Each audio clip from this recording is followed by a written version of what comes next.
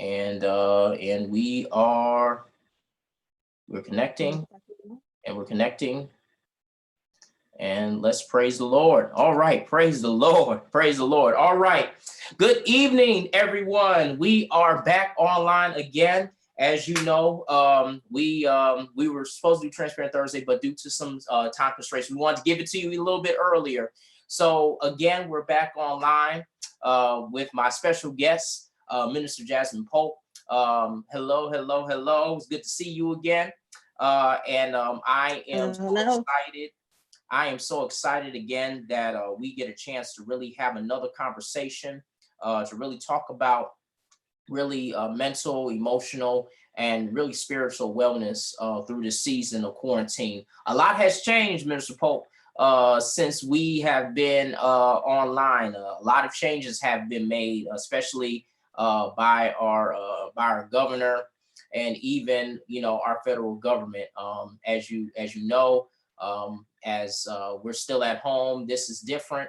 And after our last conversation, we were talking amongst each other, talking about Holy Week, and this week is Holy Week for most, all of us Christians that are listening. And we're used to being out and we're used to being gathered together, but now that this stay-at-home order has now been extended past April 6th. We're at home for Holy Week. That means Good Friday we at home, Saturday we at home, and then early Sunday morning we at home. So it's so yeah, I'll let you take the floor, and I'll just chime on in based on how you feeling. Yeah, so it's weird because we're excited to be in church, most Sundays, but Easter Sunday is like one of those Sundays where everybody gets really excited. The CME saints, the Christmas, Mother's Day, Easter saints, and everybody wants to be in, part and celebrate that. And it seems that because we are not celebrating in what has been our traditional way, that people feel like, well, we're not celebrating Easter. Right. And I think it just really brings us back into this time where we're talking about, quarantine and building our faith, is getting back to the basics of what we truly believe. Do you believe that you have to be in a church setting with your Easter frock and the big hats and the pastel colors and, having to have the preacher shout early on Sunday morning? Or is it really about what we believe, just believing that Jesus died for our sins? He shed his blood. He hung on that cross. He was beaten. And then, yes, he did on that third day. He rose with all power in his hands. I think that we need to bring that focus back to what the significance of Holy Week really is, so that we can help those who are unbelievers become believers, because they see us talking truly about what it is that we believe and not putting on the act or the show of the beliefs that we have. I am so glad that you talked about it. I'm glad that you put that into perspective, because I think the thing is, and I had a conversation with some of my brethren on Sunday. We talked about, that entire question, has the church been evicted? And I think that this is really a test for, every one of us, because, we're so relegated on this day, on, Resurrection Easter Sunday, of being inside the building per se. We're used to being inside the building. We're used to being gathered. It's considered to be the highest day in the Christian calendar. And now is forcing us to understand that church is so much larger than the building itself. And I think, that infrastructure is so much on the inside of the building that, nothing can be done without being in the building, that now is messing with, some of our own realities that we have preconceived within ourselves, thinking that, we can only have church inside, the four corners of our building, especially when it comes to this, this high day on the Christian calendar, which is Easter. And I think that challenges us to really understand, okay, the church is more than the building. The church is us. The church is the people. and how we're able to, love like, God wants us to love, look like, how God wants us to look, and to move like God wants us to move. I truly believe that, and so that's kind of one of the questions I want to ask, because I gotta still bring it to you, because you have a better expertise when it comes to all of this. One of the things that I want to ask to you is, so what do you say about people? And I saw this post. I don't know what you think about it. So it has a mental health perspective in it. So I'm asking from the perspective of, there was a post that I saw that said that people, I guess this quarantine is going to show people that people really weren't about Christ. They were addicted to church. So how, it's kind of hard, because I mean, it was an elongated type of, so how can you, like, do you believe that some people are addicted to church? Or how would you put that into perspective? So I think there's a spectrum. I had a client yesterday, he kept using that word, but it's a spectrum of things, right? So we have, some who are in their beginning stages and they're figuring out where they are. And then you have some who are, I've been in the church all my life. This is what it is. You was in church on Monday, Tuesday, Wednesday, Thursday, Friday, Saturday, Sunday, back at it again the next week. You know what I mean? So it depends, but I think the real premise of what this time is not necessarily saying whether we are addicted or not, but I think it's getting us back to foundation. I think we're quick to try to pinpoint what someone is in the church, whether they're a part-time Christian or a full-time Christian, or, whatever, all the different things. But let's use this time to really focus on what the main thing is. Getting back to foundation, getting back to what we truly believe, getting back to sound doctrine, sound teaching, so that when we come out of this, we truly be the church that we're supposed to be. For some people, maybe it is an addiction for them, but it may be an addiction because they don't have anything else. Church is their family. Church is their friends. Their church is everything that they have. You know what I mean? So it might be that that's where they come to get their weekly fix. You know what I mean? We don't necessarily want it to be in that perspective all the time, but let's face the reality of it is that for some people, church is that thing that keeps them going week in and week out. They're going through hell in their job, hell in their home, hell in their family. Maybe church is the only little bit of peace that they get. And so they need that high, that time away from all the worries, all the cares, all the stress, to just be in that building in that moment. And so for some people, it may really be hard. But there's other people that it's taking us out of that mindset of just being in the routine necessarily of going to church. I shout when the preacher says this. I clap my hands when the praise and worship leader does this, and really getting back to the essence of truly doing the work of the kingdom. Yeah, and that's really true, and it's crazy that you say that, and I think one of the things is that I kind of want to look at it from like I always got to draw it back to a mental health perspective, and I'll chime in as well, as people ask questions. One of the things that I kind of want to delve into is really this piece about what are now kind of the adjustments that we can make when it comes to us as Christians, and with the mental health perspective, what can we do? Because it's easy for us to say to look like Christ, to share like Christ, to love like Christ, do all these things just like Christ wants us to look like. And what does that look like when it comes to when it's quarantine? So the reality is, okay, we got some people that we talked about last week. They this is new to them. This is something that they're not accustomed to being in. Then on top of them not being accustomed to this reality, triggers, you got The fact now this has been, how many weeks has been? It's been about 3-4 weeks now. So it's been a long time. I think it's been 3 weeks. I don't know. Look, I lost count, but it's been a long time. Been long enough, right? Yeah, it's been a long time. Look, at this point, everything is now just like what it is. So what can you say, what we can do as a better job of really helping people through this and walk through it with knowing, there's mental health additive to it? How can we walk people through this?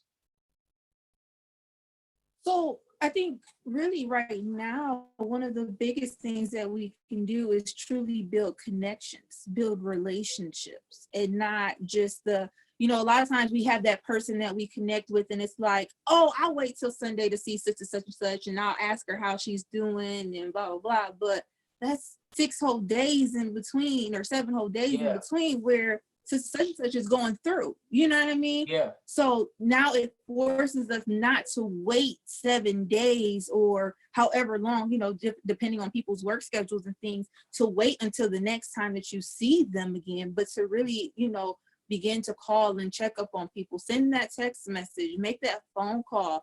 I know for like in our ministry, we've been doing outreach to the senior citizens. We have a lot of mothers in our church now, who have lost their husbands, or, they're alone. Just calling them every once in a while. Hey, are you good? Do you need a store run? Do you need, tomorrow we have on Friday, Good Friday, we have a food giveaway. We're having a food giveaway. Do you need anything? We can make sure it gets dropped off to you. We'll put it on the porch. You come out and get it. So we're still social distancing and all of that. But, just making sure that we are being, connecting. We use the term brother and sister so loosely.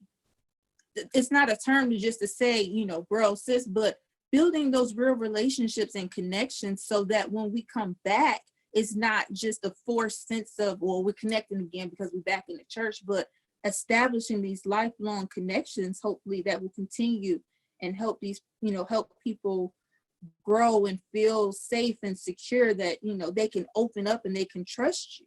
If we want the church to truly be the hospital that it is with anything, whether you go to a doctor, you go to a therapist, you have to have a level of trust in that system, in that person, to be able to receive the help that they want to give. If I don't have trust in you, I'm not going to come and ask you to pray for me. I'm not going to come and ask you, can you loan me $5, because I'm worried that you're going to go and tell everybody that I needed $5. Wow.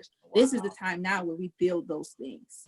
Yeah. And it's challenging us to go out to the deep and really, do those things that, are important. I think sometimes we overlook these things. And that's why I think another reason why, I would say, I use that word evicted. Evicted is a strong word, but we've been, we're out of the building now to really be reflective and really reflect on if we really been doing what we need to do as a church, of really caring for people and really, being there for people like we say that we do, in our Sunday morning expression. And I think the thing is that, and you can agree with me or disagree. I love, having conversations like this, because I think it shows to a lot of us as a church what we've been failing to do when it comes to transparency. So I hate that we're not in Transparent Thursday, but I think the thing is that I don't think that we as the church has been transparent enough when it comes to really being that which is, beneficial to people who are coming for the first time in their vulnerable state, trying to really figure out this relationship with, with Christ thing. So what would you say? I would say in a perspective, like I said, I always want to still be, technical here. What do you think that the issue is for some of us that may refuse to be a little bit more transparent than what they really are? What do you think hinders people from being transparent and sharing like their true self with people, so that these people on the outside know there's somebody that understands or, really feels the struggle? Mm-hmm. So I think there's just, when people have been, there's two different things. So we throw out this term church hurt, and it's not necessarily that the church hurt you. Somebody in the church or some people in the church hurt you, and you've attributed it to that place or to the institution as a whole, right? Mm-hmm. So when people have that hurt that they have not dealt with, don't want to deal with, or refuse to deal with, that just continues to linger no matter where they go. They can go from church to church to church to church, but as long as they continue to carry that hurt with them, it creates a wall around them that keeps them from opening up to anybody, as well as from anyone being able to get in. So we have to deal, a person has to have a personal self-assessment to really understand, what is it that causes me to not want to engage with people, right? Mm. But then a lot of times it is misinterpretation of people, their body language, their facial expressions that creates that.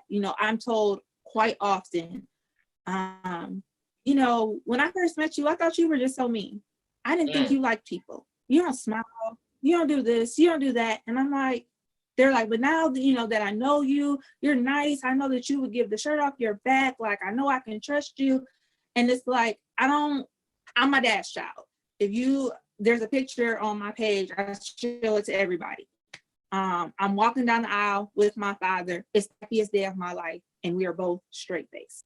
There's nothing wrong. Wow. There was nothing wrong that day. There was absolutely nothing wrong. I'm completely fine. He's fine. Mm.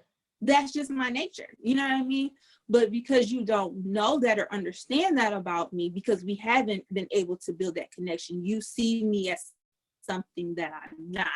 So I think it takes, us to take away our prejudgments or preconceived notions or things that sister such and such down the line has said about that person, and for you to develop your own impression about that person to be able to do that. And I don't think that always happens, because the church is big, yet the church is small. Somebody always knows somebody that knows somebody, then they've already talked. So we honestly don't ever really get a full opportunity to just come in and be ourselves and allow ourselves to make that true first impression, because you've already gotten your first impression before I've even walked into the room. And I'm glad you put something out there, because I think we are supposed to be loving. You're supposed to be loving God. We are so judgmental towards other people. And it is just so crazy. It's almost like a contradiction in itself. We say that we love God, but then we don't even show love, and we, find something to say, or we find something about somebody, and then, then they find out, and then they're hurt. And as a result of them being hurt, they get that church hurt, and, that can delve and resonate with them so strongly that they never really get over it. Or in their next experience, either they walk away from church, they walk away from God on top of walking away from the church.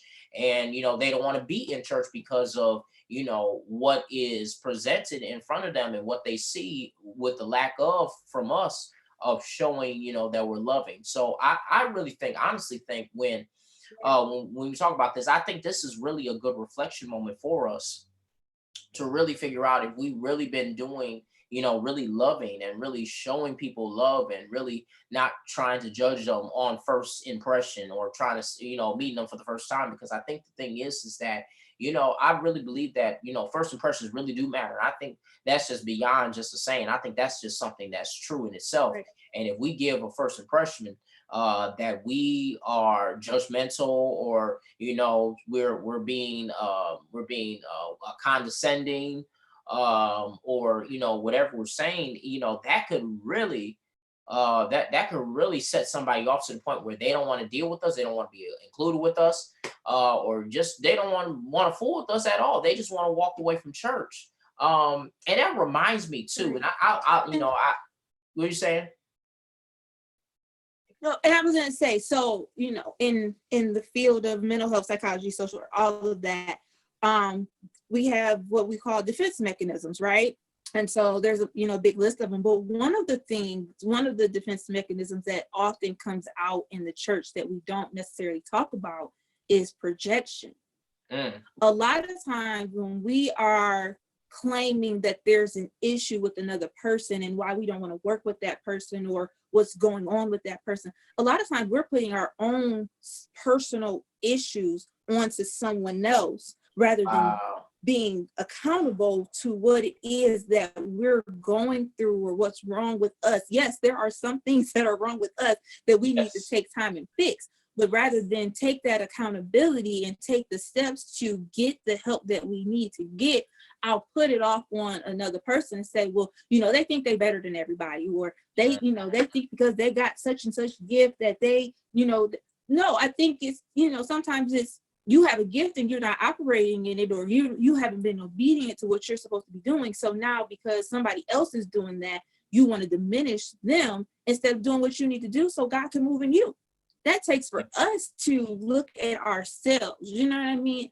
It all boils back to, and that's why I'm loving this time, because it's giving me even an opportunity to look at me. What have I done wrong? What have I said to someone that could have hurt them? Or did I maybe, have a day and I looked at them wrong and it wasn't, I was just having a bad day, but they don't know that. Maybe I need to go back and, apologize for that. But we all have to take that self-inventory, be self-aware of what it really is. Stop putting our own issues on other people. And then once again, going back to blaming it on the church when it doesn't pan out our way. No, it's not always the church. Sometimes it's me. Sometimes it's you. Yes. And when we can deal with that, I think the body of Christ can be better because we're not playing the blame game on everybody. We're saying, I'm going to be accountable for my stuff. I'm going to get help for my stuff. And then I'm going to come back whole, healed, delivered, set free, so that I can be the body part that I need to be in this whole body of Christ. Yes. And that is, sometimes, and I think that's something that a lot of people want to avoid. And that's kind of what I was saying last week. I don't know if I said it right, and I'm glad that you were able to clean it up for me. Is that I think a lot of people don't want to confront the inner person. They don't want to confront like the real person that they want to avoid. And I think, like you said, people project. And unfortunately, people, they fall to the wayside, or they get, they're in battlegrounds and they get hit, and they didn't deserve to get hit. And I think like now that we're kicked out of the building, I think people have no choice but to really face themselves, their true selves, to really get themselves together. So with that being said, let's I want to transition to grief. I really want to transition to grief, because we have people not only in let's say we're talking about in the church and stuff like that, and they try to overcompensate by either they're in the church all the time, or they're doing stuff in the church all the time, and now they're not in the building, and now they're at home, they're alone with their thoughts, and now they have to confront that reality of a person who may have transitioned in their life, or there may be a huge life event that may have happened that caused them to have grief. So is there a time limit on grief, and how do you deal with grief effectively with everything that's going on? Right. So grief can be a form of trauma. So a lot of times when we talk about trauma, we think of war veterans, and they can't hear gunshots or they can't hear fireworks, right? And that's a part of it, but trauma is so much more than that. When you look at the definition of it, it's something that emotionally impacts a person, that sustains longer than how it would normally impact someone, and it comes with all of these other different symptoms and things, right? So a lot of times we don't understand what that is, because in the Black community, we're always told, think about it, family is always there, friends are always there, the moment you find out somebody dies until the repast is over. Repast is over. You go to your house. They go to their house. The phone calls stop. The text messages stop. Yes. Cars stop rolling in. And a person is left sitting there to deal with things on their own, right? So we leave people oftentimes just there to deal with things that they may not know how to deal with. And so when we are talking about how to deal with grief, I can't say that there's a specific timeline because everyone deals with grief differently. There are some people who, yes, when that moment, the funeral is over, they can go back to normal life and they're fine. And, you know, they have their moments, but they're good. There are some people, it's 10 years later and they just haven't emotionally bounced back. We have to deal with it on a case-by-case basis. But the bigger, you know, piece about it is making sure that we're providing that support, not letting people be isolated, allowing people to feel. One of the biggest things that trauma is part mental, part physical. The physical concept with when you look at it, think about when you lose someone or something bad happens to you. Most of us will begin to cry, right? But when we cry, what do? Our bodies tense up like this. We try to fight it. We don't want to feel it. What you're doing is you're holding all of that energy into your body.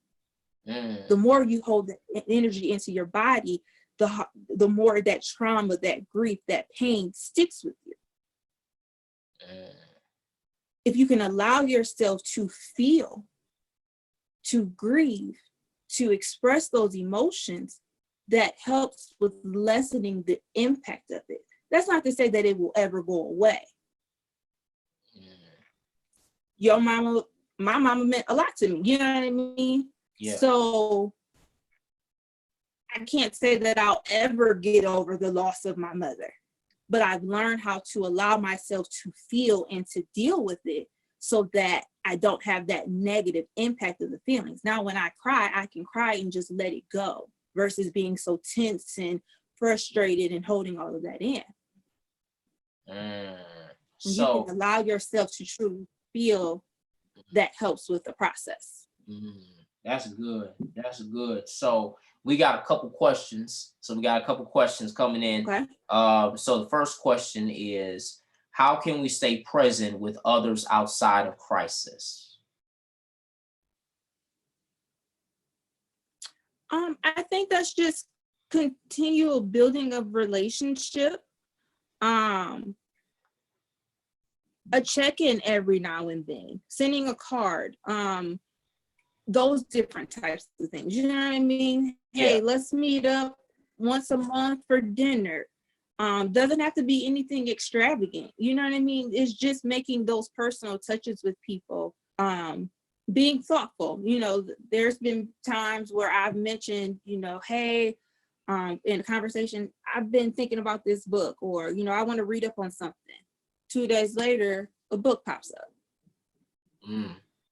Wow. At one point, when I was building the beginning of my business, I wanted a selfie light from, take pictures and stuff. Totally forgot about it. Wouldn't even think about it. Birthday comes, selfie light pops up.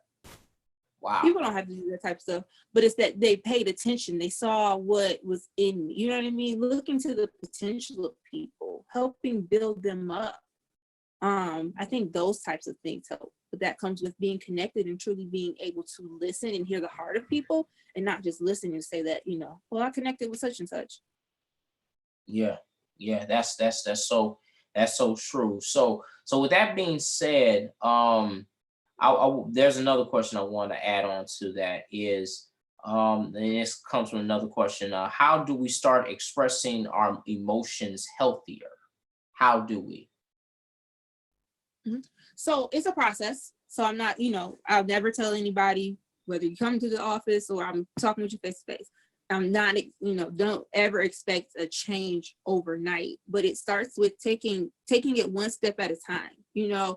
If it's, revealing small tidbits about yourself that people don't know, so that, as you reveal those things and you build the trust with the person, then you can begin to reveal those bigger things that will not only help you express yourself emotionally, but also get the healing that you need.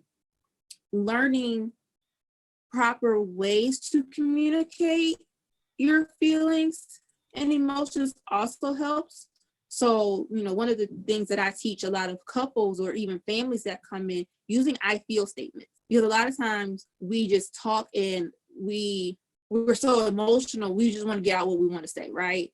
Not realizing that in the moment we could be hurting someone when we're throwing those words out. So if someone has hurt me, I feel that you did X when blah, blah, blah, blah, blah. That way it's saying what I felt and not necessarily saying that this is what you did. Because when I say that this is what you did, if you know that's not what you meant, now you're put on the defensive.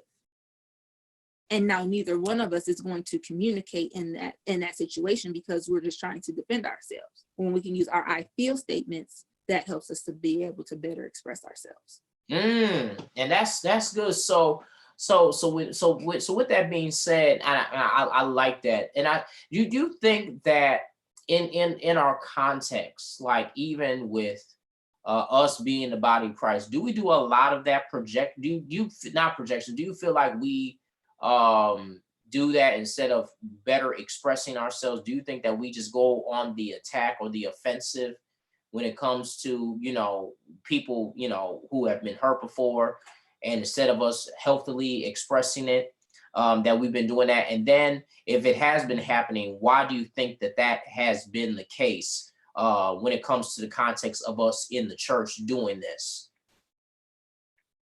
Mm-hmm. So I think that a lot of times we as people get hurt in so many different ways, right? But it seems that the church becomes that place where we can release everything. And so the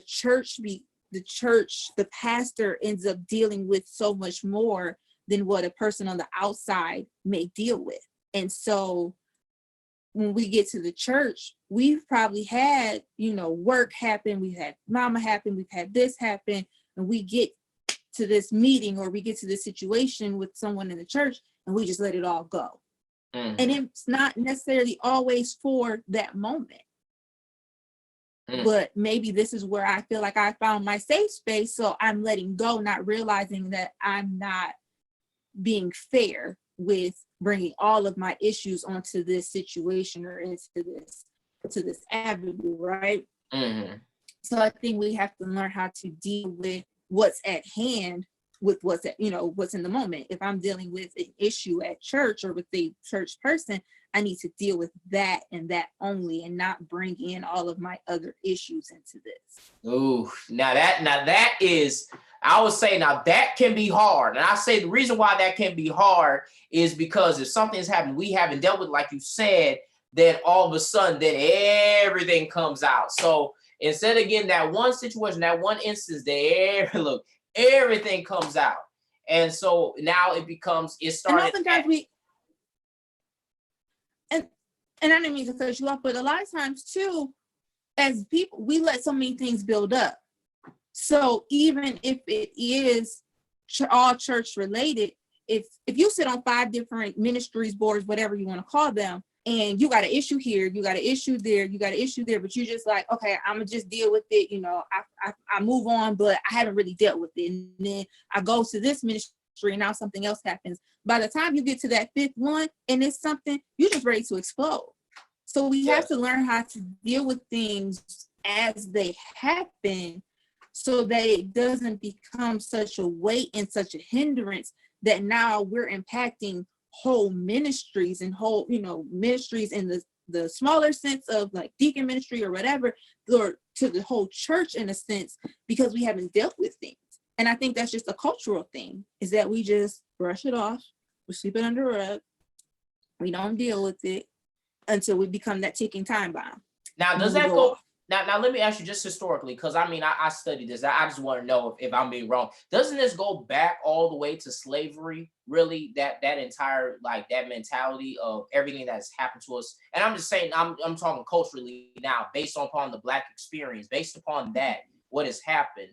That has been passed down, and we have, we've been conditioned to take whatever threshold of pain that's been given to us, even if it wasn't physical, emotional, mental. And as a result, this is what we do now, even in the context of even, church in itself. We just, okay, boom, they gonna do this anyway. Like we use the scripture saying, well, they did it to Jesus, so because they did it to Jesus, guess what's gonna happen to you? So so yeah, definitely. As I'm studying as well, they talk about how in the early Christian churches, the white slave masters would have preachers come in who projected slavery, and our people could not argue or fight against it. But they would go to the white Christian services in the morning and then have their own. But then they still weren't always fully educated. So they might have had one scripture that was always taught, and they passed that down from generation to generation to generation. So we were never really able to formulate and be taught better things. We just kind of took it and ran with it, so to speak. You know what I mean? And now we're getting better because we're building back to foundation and really understanding things. But that was just the times of what happened. You know what I mean? And so that could go into a whole nother conversation. You know what I mean? When we talk about Christianity and slavery and all of that. But we got number time. You hear me? We got number time. So, but just yes, basically,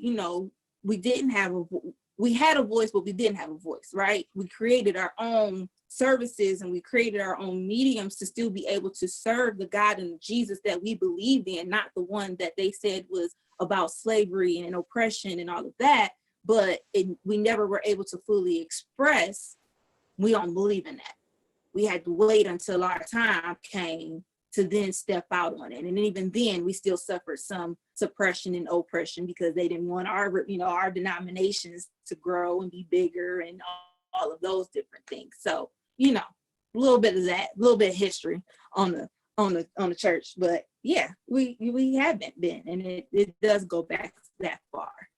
Yes. So okay. So look, I got nothing but questions for you. So we got some more questions. So listen. So as you guys are watching right now, if you haven't already shared this, tag somebody. Listen, let them look. This is some good stuff. Look, everybody was asking how can we follow this up. We follow. Look, this is some good stuff. So make sure you tag somebody or share this with somebody. Let them know we are talking some good stuff right now on Wellness Wednesday. So I got a question for you, Minister. So the question is, I suppress a lot of my emotions. So the question is, how do I unprogram myself so that I don't lash out at the wrong time? So I will always say, we have to start by unpacking that stuff, right? Now, are these things that you can unpack by yourself? Whether that's you do some journaling, have your intimate time with God by yourself, allow him to do it, or is it deep rooted where you may need to seek pastoral counseling, if they can help you, or seeing an actual therapist to help you peel back the layers of all of that hurt and all of that pain so that you can deal with that, as well as learn the proper communication techniques to be able to help you to express yourself in a more positive manner. So I think, you have to really, once again, go back to self-assessment and see how deep it is for you, and then take those necessary steps to be able to deal with that. But I mean, the biggest thing, I like to say biggest thing all the time, but one of the things that you can do to begin with is just begin to journal. Just put the thoughts out on paper so you can kind of see what your thoughts are targeted towards. Maybe that will help you understand. A lot of times the suppression comes from we're trying to not deal with something because we don't know what it is that we're dealing with, because our subconscious mind has held on to things that we may not necessarily remember forthright, or we've just put it down underneath all of that stuff. And so now maybe your mind is trying to get all of that stuff out. but now your mind has so much stuff that it's trying to circle out that you don't know where to begin. So journaling helps, just writing down the thoughts. When are the thoughts happening? Are you having kind of the same type of thoughts all the time at the same time, or are they different? So then that helps you begin to kind of deal with things. That's good. That's good. And so as I can see, journaling. So when in this case of, now we're getting back, look, now we're going back to what we talked about last week about really outlets. So let's talk about people who may be, leaders outside of just, pastoring or preaching. Let's talk about, like yourself, being a counselor, and really, leading people, in the right way, and then people who are in leadership, that may be watching or has people that's, under their care or their tutelage of what they do. So when we talk about, what are some things that we can do to really be advocates, or how does it start? How does, when it talks about education, what are the best ways for us to really, really get the word out, really inform people that, hey, look, it is okay to talk about this. It is okay to go to therapy. It is okay to really seek out, without, trying to scare them, or without trying to give this, negative connotation, about it in itself. Correct. So I think a lot of people have a misconception of what therapy is, right? People feel like, I have to be crazy to go see a therapist, or, I have to have some type of severe mental health diagnosis to go see a therapist. No, a therapist is just another person that you go to that's unbiased, that helps you process your thoughts, your feelings, your behaviors, and helps you better them, right? They're there to listen, most importantly. A lot of times as leaders, we don't have that person that just listens. We're the listening ear. Wow. As you talked about before we jumped on, how many times did your phone go off? Multiple. Today. Multiple. Because somebody needed to hear from you, right? But that same ear isn't always extended back. And then as a leader, even if the ear is extended back, they may not understand what it is that you carry because of the leadership role that you have. So you can't put those types of things on just anybody because they can't handle it. So a therapist or another pastoral counselor, somebody of that nature can be there to help you, to support you, to give you an outside view, versus going to all, the people that are always in your circle. Because a lot of times the people in your circle almost have a mind that's just like yours, because they're following your leadership, they're following your vision. They don't always see what's outside of that. So you need someone to be able to help you. You need someone to help you process and see boundaries. For me, that has been one of the biggest things that I have struggled with over the last year, probably 2 years, honestly, is having boundaries. We as leaders, we're constantly on the go. There's always something that we can be doing. We're planning for the future. We're trying to do this in the moment. We're dealing with this, we're dealing with that. And we have to set boundaries in place to keep ourselves healthy. Because if you're not an emotionally, mentally, spiritually healthy leader, how can you help your people? Wow. And that boundaries help with that. You know what I mean? So, my husband has implemented a time cutoff, because I'll work all night. I don't go to sleep. But he's implemented that I have to be done at a certain time so that I'm getting my rest, so that I can function as my best self. I'm setting limits as far as, now I could take clients all day if I wanted to, but I have other responsibilities. So I have to make sure I put certain boundaries in place to say, okay, this is my time for blessings in disguise as far as the counseling part. This is my time for lords and making sure my responsibilities are handled there. This is my time for family. This is my time for personal self-care, whatever. You have to put those boundaries in place, because if not, everything runs together, or something gets neglected because you haven't put those boundaries in place. But also making people respect your boundaries. Yes. You can put all the boundaries in place, but if you don't make people respect them, then they're null and void. So if you put in that you're going to have personal time of prayer where you're not answering your phone, but you still answer your phone, and people feel like they can have access to you all day, they're going to call. Wow. They're just going to do it. So we can't get mad if we don't set the precedent. That's what it sounds like to me. Correct. My. That's good. That's some good stuff. So, okay. So we got a lot of questions here. Sorry. So let me, Okay. so let's see. Let me make sure these are the same. Okay. So it's 2 questions. So the first question is, what can church leadership do to start their healing process? It says seems more safe spaces and people are needed. So that's the first question. What can church leadership do to start their healing process?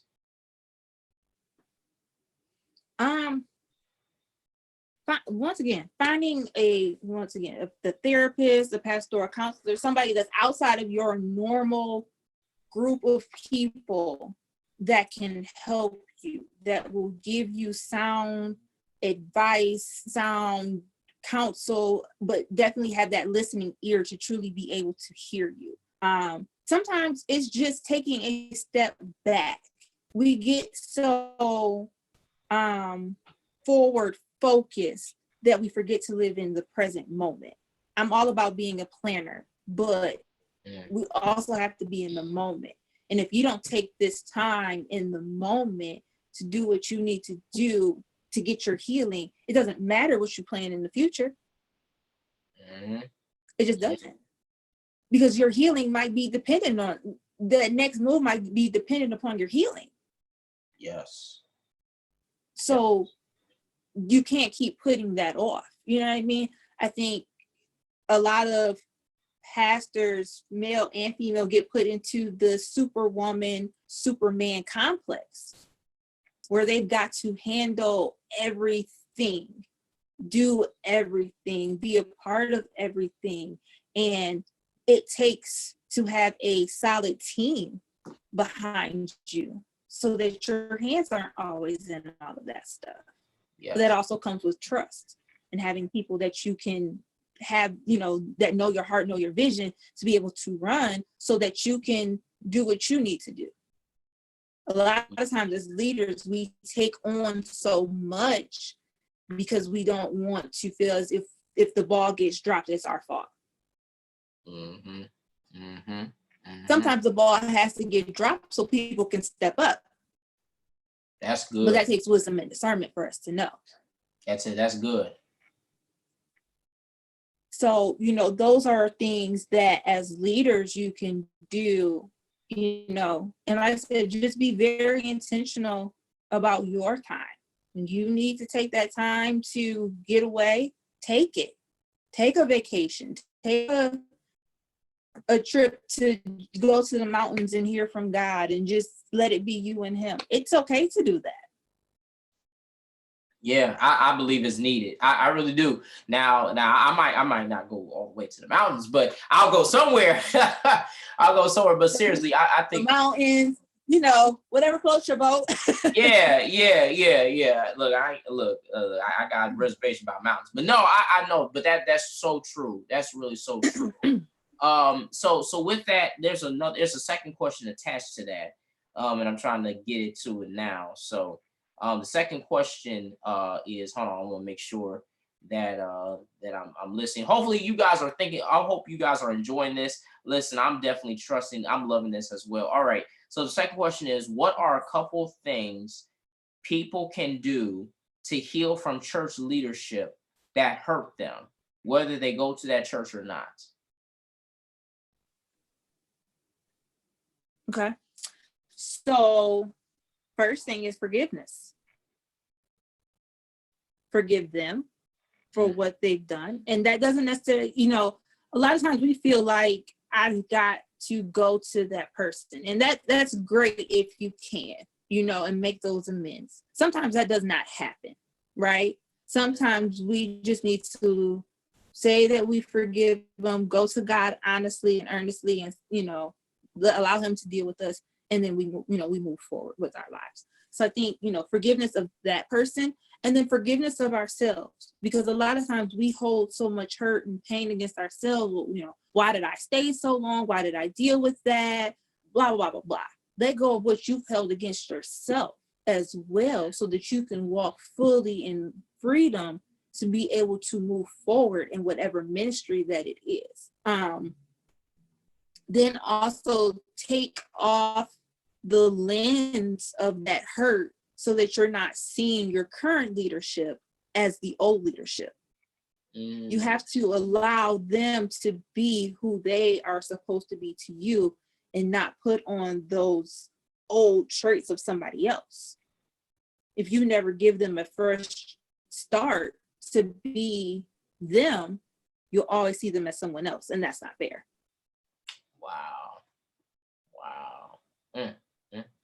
That's so true, because I think a lot of us as pastoral leaders, we get the bad rap because we're trying to be loving, we're trying to serve, we're trying to give all of ourselves to people who, because they don't, it's not our fault, it's because they see us from past experiences and past leadership. Unfortunately, we get the bad rap. And if they don't take the necessary steps, forgiveness, what you said, then it'll be a never-ending battle. I would say personally, I would be transparent that I've encountered people that I didn't do anything, and I haven't done anything. I've been loving, give up myself, all of that. And on the other hand, it's like I'm the next thing. I'm like the gremlin, not the gremlin. I won't say the gremlin. I'm like the doggone Joker. I'm the villain. And I think it's because what happened in past experiences. That unfortunately that they put on new leadership. So. And I think that's so true, because we can't project, again, that's projection, projection of what has happened in the past onto the present, because the present is trying to lead you to the next. You can't lead you to the next if you're still stuck on the past. So I think that's so true. Whatchamacallit. Okay, yeah. So I see a comment here. It says forgiveness is key. Really allow God to deal with you as a person who has been hurt, so that you may heal. And it's so true. Look, I'm seeing these comments. Y'all keep these comments coming. They're saying, hurt people. I don't even take it. I don't even know. I don't know if I want to take it a step further. Look, I ain't trying to preach. I'm trying to make this like a wellness Wednesday. I really honestly think that how can I put it? I would say it's not only just hurt people, but I really feel that unhealed hurt people do worse than hurt people.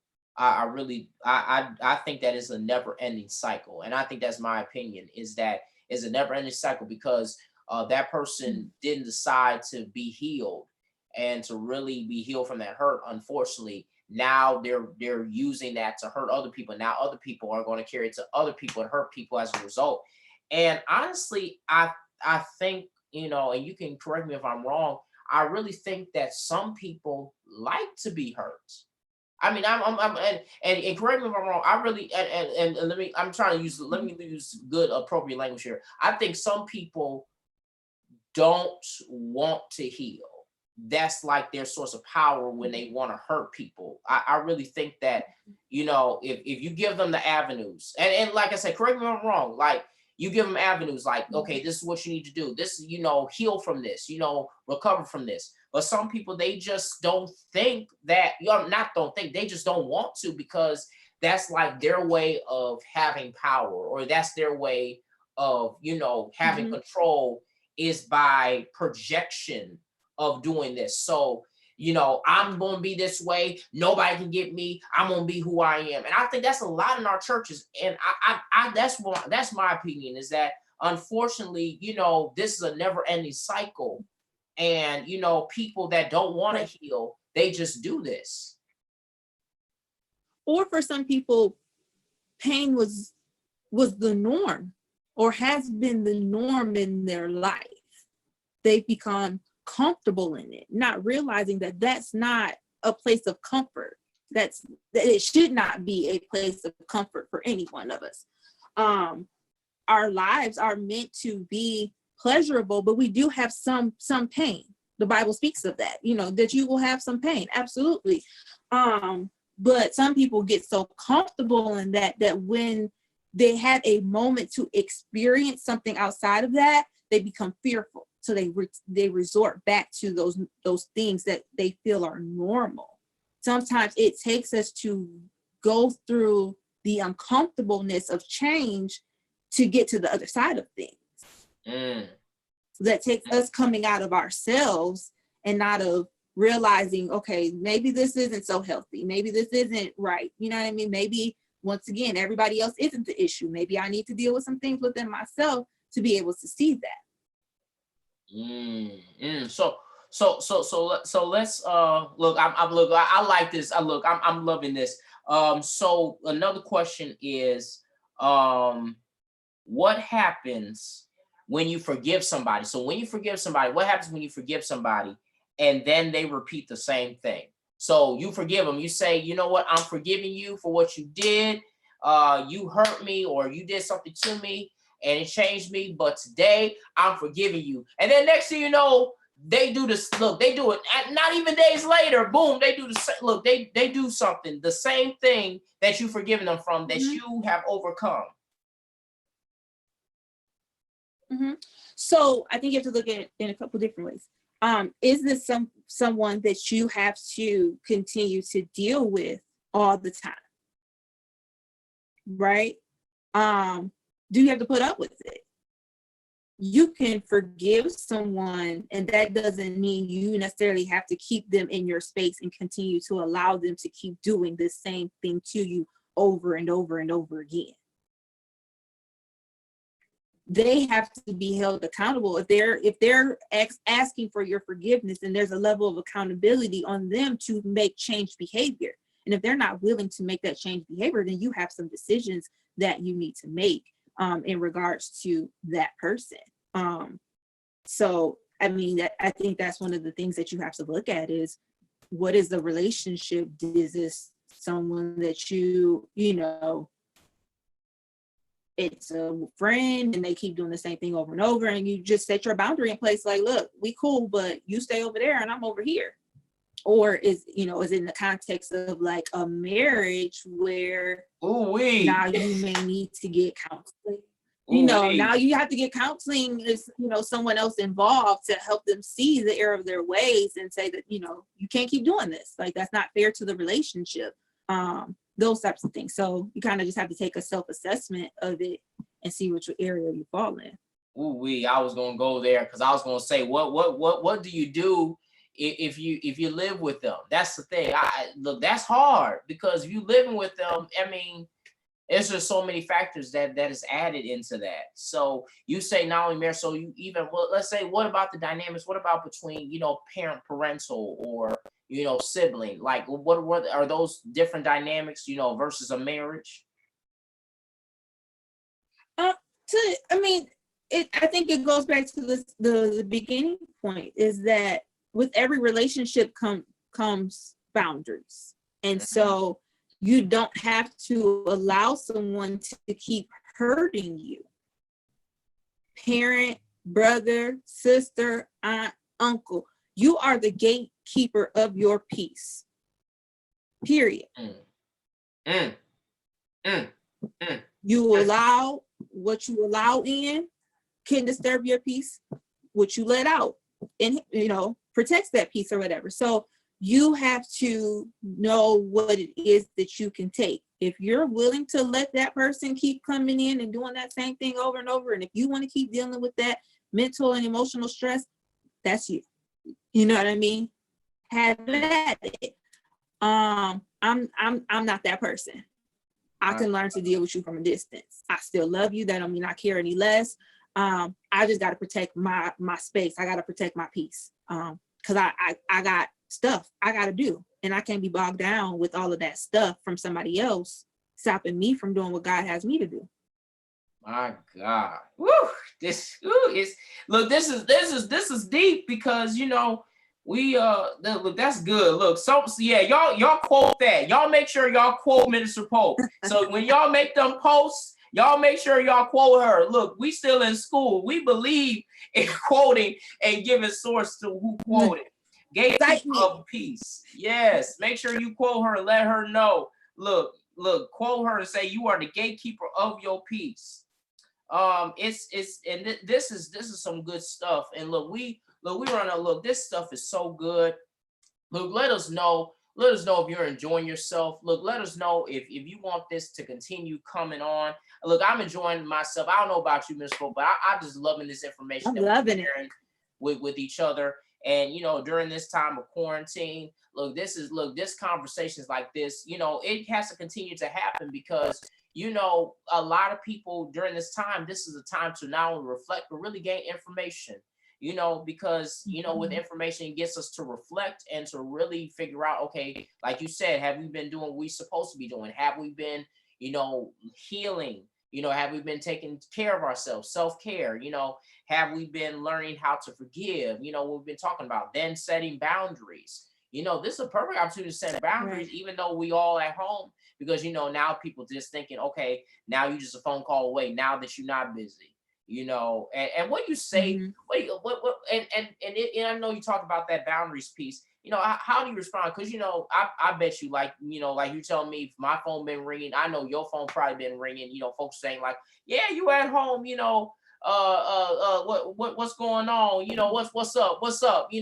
And you're at a place where it's like, I love you, but right now, I mean, it's not saying that I don't, I don't want to talk to you, but right now with everything that's going on, hey, need some space. Think about, that boundary piece. Even though we all home, some of us just feel like, hey, we just need our space right now. This is all new to us. Mm-hmm. So once again, that comes with you establishing that, just letting people know. Like, I think the biggest thing with it is communication. So, don't make people feel like you just don't want to be. Some people might, I don't just want to be out with nobody. And that's your right. You know what I mean? But I think communication helps with that. Just letting people know, I'm not ignoring you. I'm just having a me day today. I'll give you a call, or I'm busy, or whatever the case may be. Effective communication helps with all of those different things. And I think a lot of times that's the missing piece of things, is that, especially with, texting and stuff, we've just gotten so complacent and we feel like we just type something real quick, not really thinking about it. And then on the other end, you're thinking of it in the way that you think they're saying it versus how they might have really said it. And it just causes all of these different issues. So we have to get back to the principle of really learning how to communicate with one another, so that we're understood in those things, so that when we do set those boundaries, it's very clear. That's good. That's really good. So look, I gotta throw a joke. Well, it's not really a joke, but I just had to put it out here. So let's say this. Okay, so what do you say? And this is, I don't know, we can end off with final thoughts before after this question I'm going to throw out. So what do you do when somebody doesn't see the need for therapy or counseling?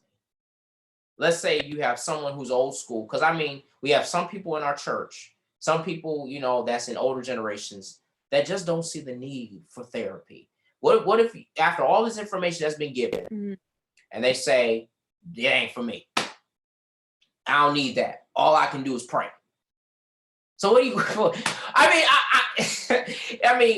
What do you say, or how do you respond, or how do you do it where you're not like this is true, like God created this, what how do you respond, like as a preacher and then / as a mental health counselor? What do you do when people say, oh, I don't know why you need that, that's not necessary? So, I mean, there's different ways that we can do it. A lot of times, when people get hesitant about the word therapy, I just say, don't even look at it as that. Let's just come to me. Let's come, don't even come to my office. You want me to come to you? We just have a conversation. You want to be for coffee? Let's meet and talk. Simple as that. That's good. Let's do that. Just take that away from it. Being able to provide the principles that may be, therapeutic or counseling related and avenues that they'll get it. So using our Bible studies, our conference calls, whatever, to build these principles in, because a lot of this stuff is biblical, bring it out in that way, and then the light bulbs start going off. So no, they may never come and sit in the counselor's office. They might not even come and sit in your office as their pastor to talk about some stuff, but they're still getting the tools, the biblical foundational principles that they need to be able to deal with these things so that they can still get the help that they need, just in a different form. You just have to find the ways to provide it. You know what I mean? That's one of the biggest things that I have always been about when it comes to the business. I know that everybody is not coming to my office to sit down and talk. So what other ways can I get the information out to people to be able to help them? So doing things like this, great. They might not come, they're not going to come and sit in the office, but now I've given you tips on coping skills.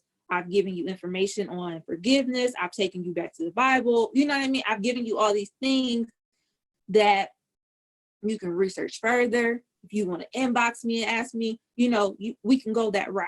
I have the conference. The conference talks about mental health, but not in this aspect. You know what I mean? And it's a way for other people they share their stories and they give out information that helps people. Finances, mental health, trauma, faith, fitness, all of that is incorporated into it, but it's not your stereotypical church setting or church conference type of thing. My beliefs are all up and through that. We're going to talk about Jesus. We're going to talk about God. You're going to get a little bit of that. But it's not in the normal setting of what people think it is, because I'm trying to draw and attract people who might not necessarily want to come to my church or come to my office, but they still want to get this stuff that's going to help them in pursuing their purpose. Yes. So we put the journals and the books and all that stuff out there, so people have a way of getting it, even if they never step foot in the building of whatever it is that we do. That's good. That is good. That is good. You know what? Listen, you have blessed us tonight. You have blessed us tonight. Listen, we're gonna do this again next week. So listen, let me ask you, Jazz. You good with Wednesday, or you want to do Thursday? Is Thursday better for you? No. I think Wednesday. Okay. I think Wednesday is probably better. But let me check my schedule. Okay, we're gonna set this. Look, we're gonna make this official, y'all. So family, we're gonna make this official. We're gonna make this on Wednesday. So instead of doing Transparency Thursdays, we're gonna make it Wellness Wednesdays. Every Wednesday at 7 p.m. We're gonna make sure we're gonna stream it on every platform. So we're gonna put this out. We're making this official. So y'all know, y'all listen, y'all tune in on Facebook, on YouTube. We're gonna be on Periscope. Look, we're gonna be on all platforms going forward every Wednesday at 7 p.m. Yes. Look, we gonna do it every Wednesday. You spoke it. Yes. you spoke it. And every Wednesday. All right. Look, we speak that thing in the atmosphere. Listen, no, okay. So people are still asking questions. So I think I don't know if this is the last question, but I think some time. All right. So the question is, what happens when you find yourself always pouring into people and no one pours back into you?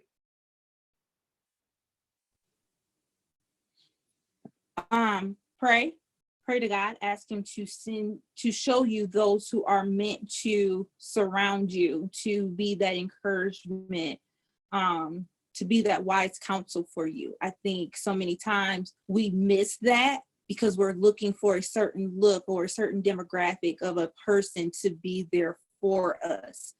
And we need God to show us who we need. You know what I mean? As much as we have kind of pushed the mothers of the church aside, sometimes we need them, but we overlook them because we feel like, they're older, they don't know nothing about what's going on, all of that. No, we still need them. We still need them. And that might be who God is pointing you towards, but you keep overlooking them because you feel like because of their age or their circumstance that they can't see you. You know what I mean? So I definitely say, pray and seek wisdom on that. But also, you have to set the boundary for yourself as to how much you're pouring out all the time. Man, that was my, counseling for me is my ministry. That's a part of my ministry. And I love it. So it's easy for me. It comes effortlessly. It's my passion.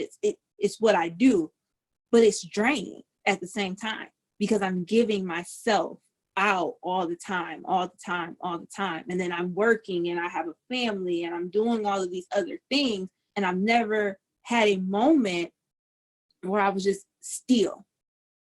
So I was at a point where I was just completely empty, not because I didn't have anybody pouring back into me necessarily, because I just wasn't taking care of myself. So, I will question you too on that note is, what is your self-care like? Are you taking time, a step back from ministry or your job or, whatever it is that you're doing and just allowing yourself to rest, allowing God to pour back into you and refresh you so that you can get, refilled and continue to go out and do the work? That's the biggest thing that I'm enjoying about this time, because like I said, for 2 years, I've been burning. So being forced to sit down, was it frustrating a little bit at first? Absolutely. But now I'm like, all right, I needed this because I know me. I'm going to keep, once it's back, I'm probably going to keep running again. So I got to take this time. So make sure that you're taking care of you. As especially in this time, you got nothing but time to take care of you. Hopefully you should, you know what I mean? Yeah. And it doesn't take a lot. I think that's the biggest misconception. And I think I talked about this last week, is that we feel like self-care has to be this grandiose thing. No, just lay down, sit down, just sit, just be still. That's self-care. You know what I mean? Take that moment. Perfect. That's so perfect. That's self-care because we gonna, if not we just not gonna be pouring, but we're gonna be bleeding on folk if we really don't do we just to really just to be to really take time and just to step back and just don't always be pouring. I know it's our job. Look, we always doing that because that's the type of people we are, but we just it's time to just step back and just really get that time. So, okay. So, all right, I got another question for you. Look, the questions are coming in. All right. So the other question is, how does someone start seeking a counselor or a therapist, especially as a Christian? Sorry, I'm ending my live on Instagram.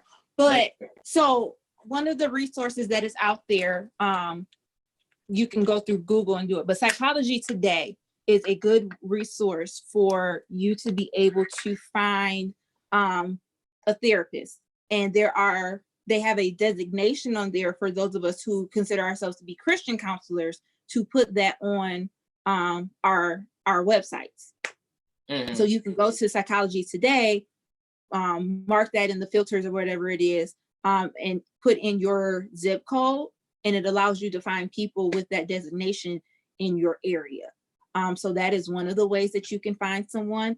The biggest thing I think with finding a counselor is that you have to find the right fit for you. And sometimes it's not the first person that you go to. I've had people that came to me and we tried it for a few sessions and we just didn't click. And in the beginning, I beat myself up a lot because it was like, dang, I really wanted to help them, but maybe I'm just not the one for them. And that's okay. Does it get hard because you do have to open yourself up? Because we do assessments in the first session, and that those can get pretty deep depending on the questions that are asked and stuff. Absolutely. But you kind of have to take it step by step and make sure that it's the right person for you. Knowing that too, everybody that puts Christian counselor on their page may not have the solid foundation that they need to have, may not necessarily believe what you believe. So you also have to be very Holy Spirit led in that, to be discerning of like if they're about what they say that they're about. But that's those are some of the steps. A lot of times your pastors are connected to people that they know that are Christian counselors. So connect with them to see who they know that can be able to assist you. Yes, yes. And so my personal question, then we're gonna get out. We're gonna get out of here. I believe we're gonna get out of here. We're gonna be done. We're gonna be done. Look, that's like, we're gonna close out. So do you believe that pastors should be working in this season, if not before the season and even after the season, to establish a ministry at their church that is dedicated to mental health counseling, or if not mental health counseling, some type of form of counseling that is outside of their jurisdiction?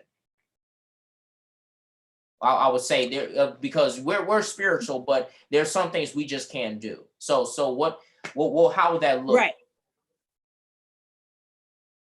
So I think it takes for the pastor to know what their strengths and weaknesses are. So like right now I'm taking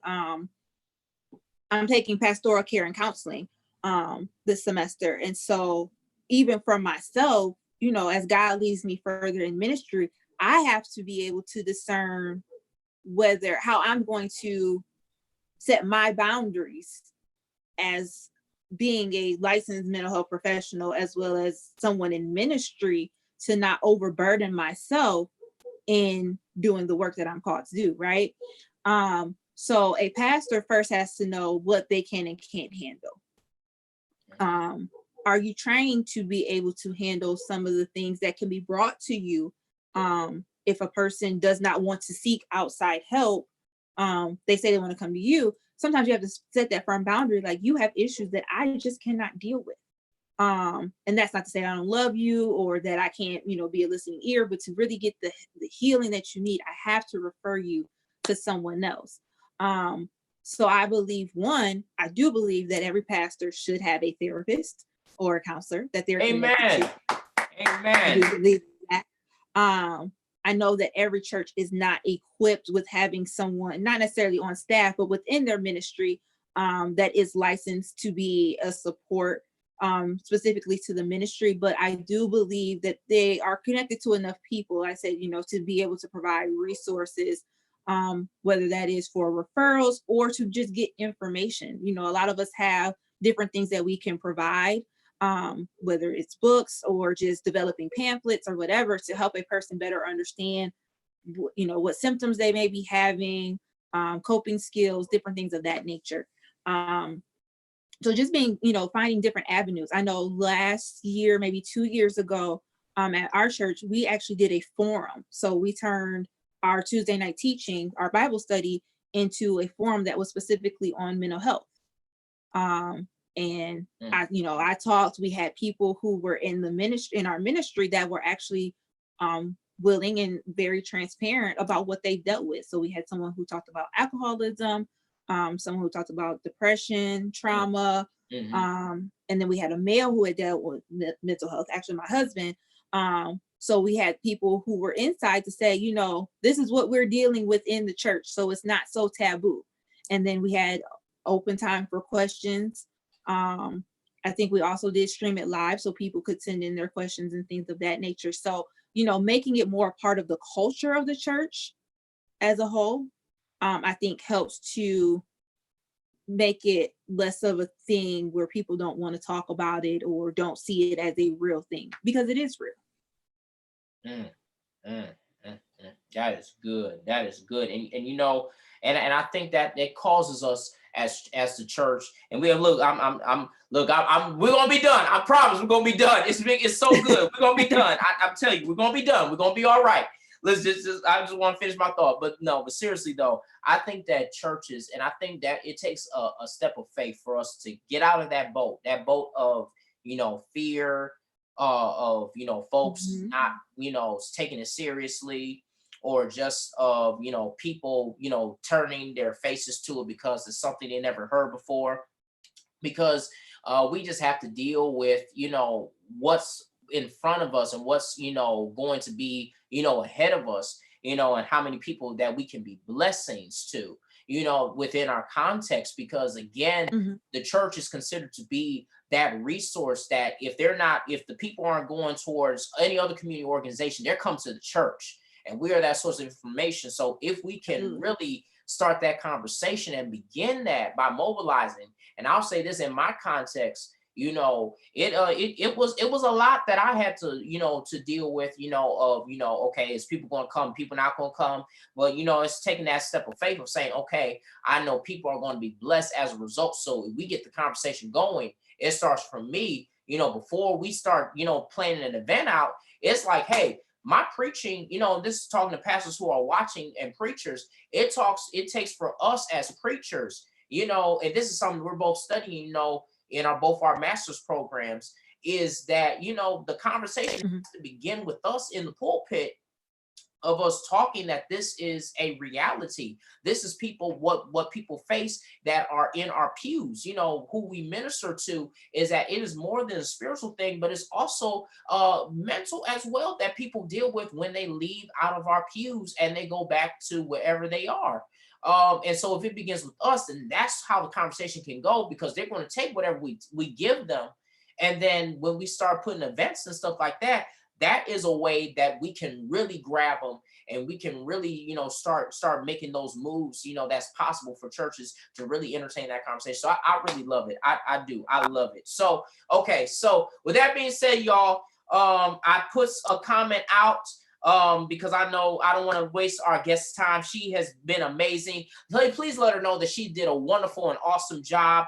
I love this. We're doing this every week now going forward, while we're in quarantine. So comment below, right, for a few minutes, if you can. Comment below a topic that you want us to discuss for next week. So make sure that you comment that below, so that we can have it, we can talk amongst each other and figure out more or less of what you guys want us to talk about for next week. So do that right now. We're going to end our live in a few, so I'm going to give her some final words to say. And while she's giving her final words, please comment below what you would love for us to talk about next week at 7 p.m. on Wellness Wednesday. So I'll give the floor to you again, Minister Pope. Yeah, I don't really know. I just think, as we started out with this being Holy Week, and thinking about what it is that this week truly, truly means for us. Bring it back to what it means for you. What does this week of faith mean for you? And how can you use that to start your foundation again? A lot of times, we start to build, and we're building on shaky foundation. I believe this is the time where God is saying, I want our foundation sure again, so that as we build in this time, and the time after the quarantine and the pandemic is, over, that we're continuing to build in a firm manner, so that we can continue to grow. So, bring it back to a more personal element. Let's not look at, the Easter outfits and what the church is or isn't doing. Let's forget all of that. The church is you. So what are you doing in this time to bring yourself back to the true meaning of this week? Being holy, thinking about the sacrifice that was made for you. What can you sacrifice now, knowing that Jesus made the greatest sacrifice of all? And when we begin to look at that from that perspective, I think it changes how we function and how we operate. That if we can do one selfless act of giving up something, of sacrificing our thoughts, our wills, our plans to just truly be about what it is that we're saying we're supposed to be about, it will change our actions to really go forward and do what God has called us to do. So that's my charge as we go through the rest of this week, is to just really get back to the foundation and get back to what you believe and figure out what it is that you can let go of, what your sacrifice can be, just as Jesus sacrificed for us. That's good. That's enough. And with that, you know, it challenges us that we now reimagine everything, because you know now everything is, you know, untraditional, everything is unorthodox, and this is perfect. This is perfect opportunity for us to really do those things again, like you said, make those sacrifices as we journey into Good Friday, and then finally, you know, on Easter Sunday when we celebrate his resurrection. So it's like, what are we going to get ourselves out of? What are we going to get ourselves up from? You know, that entire, you know, that message of, because we got the ability to get up, but it takes for us to make that decision. You know, we got the power, but we have to effectively use that power to get ourselves up. So this is good. This is good. So we got a few topics.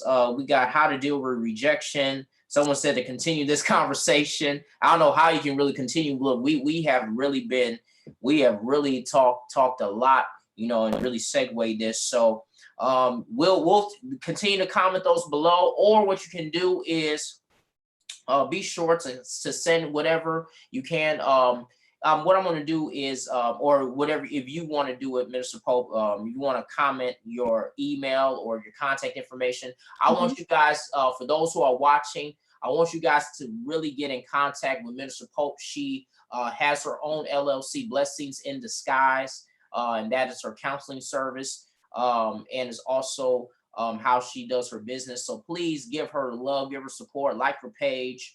And if you need to talk to her, look, she's available. She is available. So yes. So she put that within my boundaries. Yes, say yes. Boundaries. Boundaries. We're gonna make sure of that. Because listen, you might have like a few folk to be common, to be in your messenger asking for some questions. So make sure you don't do it past a certain time. You know, she still got to take care of home. So make sure to respect that boundaries that she just talked about. So again, we are going to be back on next week at 7 p.m. God bless you. God keep you. Y'all stay safe. Wash your hands.